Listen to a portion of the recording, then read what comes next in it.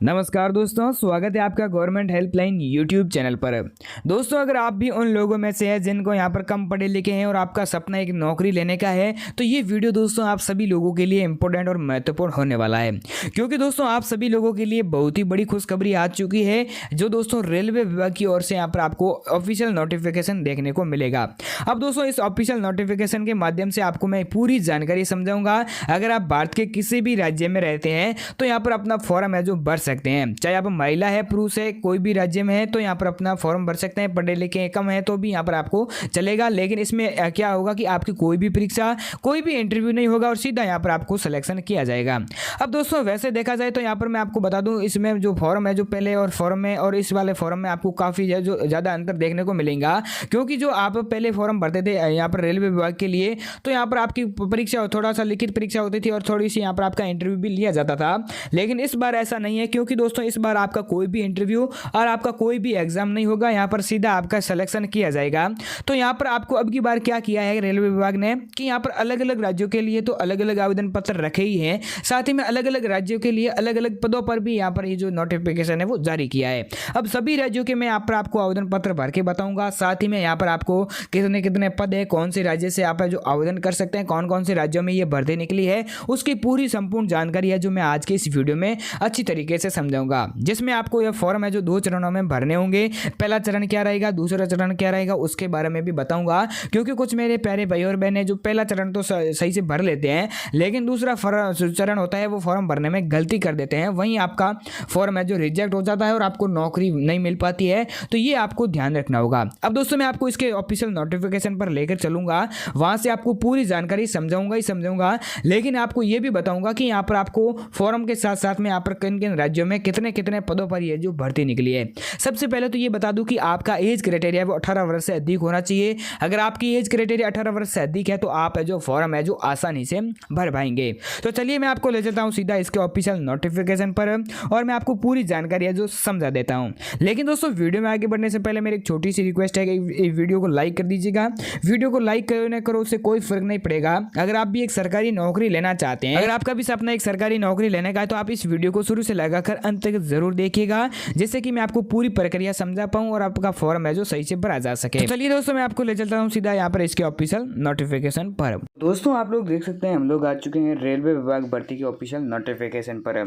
तो यहाँ पर आप लोग देख सकते हैं रेलवे विभाग में यहाँ पर 80,000 पदों से भी ज़्यादा बिना परीक्षा है जो भर्ती होने वाली है, जिसके लिए आप है जो अपना फॉर्म भर सकते हैं। अब दोस्तों फॉर्म है जो आपके 2 चरणों में भरे जाएंगे। तो पहला चरण क्या रहेगा और दूसरा चरण क्या रहेगा, यहाँ पर आप देख सकते हैं। जो यहाँ पर आपका पहला चरण है जो कैसे रहेगा और दूसरा स्टेप क्या रहेगा, ये पूरी जानकारी है जो मैं आपको अच्छी तरीके से समझाऊंगा। जिसमें यहाँ पर फॉर्म है जो आपको पहला फॉर्म कैसे भरना है, दूसरा फॉर्म आपको कब भरा जाएगा, ये पूरी डिटेल है जो आपको बताऊंगा। और मैं आपको बता दूं यहाँ पर आपकी एज है जो 18 वर्ष से अधिक होनी चाहिए। अगर आपकी एज 18 वर्ष से कम है तो यहाँ पर आप है जो अपना फॉर्म है जो नहीं भर पाएंगे। इस बात को आपको ध्यान में रखना होगा। अब दोस्तों यहाँ पर मैं आपको बता दूं जो रेलवे विभाग नई भर्ती 2024 के तहत है जो बिना परीक्षा मेरिट के आधार पर ये जो भर्ती होगी, जिसमें रेलवे विभाग द्वारा ऑफिशियल नोटिफिकेशन भी यहाँ पर रोजगार समाचार पत्रों में भी प्रकाशित हो चुका है, जिसमें आप है जो कृपया आवेदन करने से पहले रेलवे विभाग की पूरी जानकारी आपको जान लेनी है। अब मैं आपको बता दूं जो यहाँ पर रेलवे विभाग की पूरी आपको जानकारी जान लेनी है। अब बात आती है पदों की संख्या कितनी होगी, कैसे यहाँ पर आपको पद कौन कौन से हैं।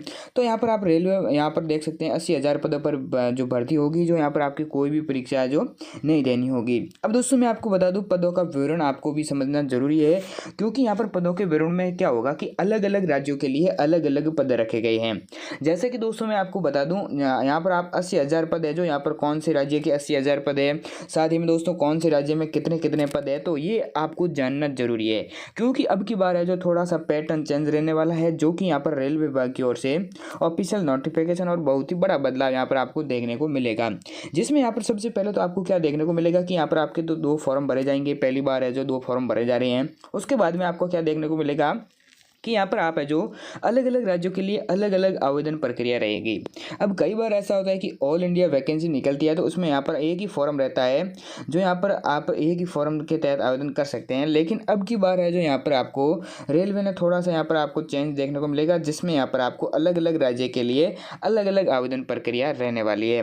अब दोस्तों बात आती है यहाँ पर पदों का विवरण में कौन कौन से पद है। तो तीनों पदों पर ये जो भर्ती निकली है, जिसमें कर्मचारी है, सहायक है और टिकट कलेक्टर। अब ये 3 पदों पर भर्ती निकली है। अब इसमें यहाँ पर आप देख सकते हैं 28,000, 32,000 और यहाँ पर 24,000 पद है जो रहने वाले हैं। ये कौन कौन से राज्यों में है, जिसमें से यहाँ पर आपको अलग अलग राज्यों के अलग अलग पद देखने को मिलेंगे। ये दोस्तों ये जो 80,000 है जो ऑल इंडिया में पद है, लेकिन यहाँ पर अलग अलग राज्यों के लिए अलग अलग पद रहते हैं, तो ये आपको ध्यान में होना चाहिए। अब दोस्तों आवेदन करने की योग्यता की बात करूँ तो ये आपको समझना ये भी ज़रूरी है, क्योंकि यहाँ पर आप आवेदन करते समय ये ध्यान में रखते हैं कि आपकी जो शैक्षणिक योग्यता क्या है वो भी आपको जानना चाहिए। अगर आप कर्मचारी के लिए आवेदन करते हैं, सहायक के लिए आवेदन करते हैं और टिकट कलेक्टर के लिए आवेदन करते हैं तो यहाँ पर आपके पास में 10वीं पास, अनपढ़ कर्मचारी के लिए अनपढ़ भी आवेदन कर सकते हैं।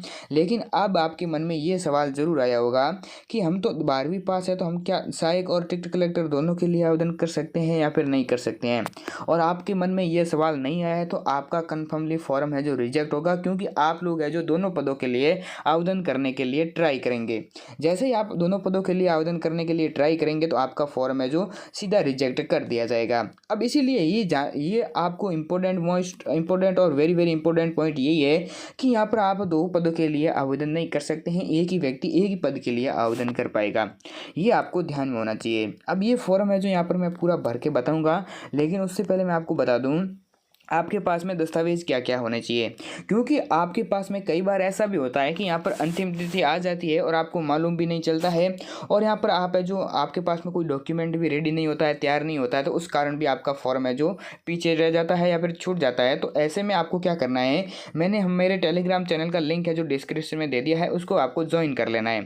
अब उस पर मैं आपको छोटी छोटी इन्फॉर्मेशन देता रहता हूँ कि इसकी अंतिम तिथि कब आएगी, कैसे आपको फॉर्म भरना होगा, जो भी जानकारी होती है वो कौन सी पदों पर भर्ती निकली है, ये सारी कुछ जानकारी आपको वहाँ देता रहता हूँ। तो इसीलिए यहाँ पर आपको क्या करना है, हमारे टेलीग्राम चैनल को ज्वाइन कर लेना है।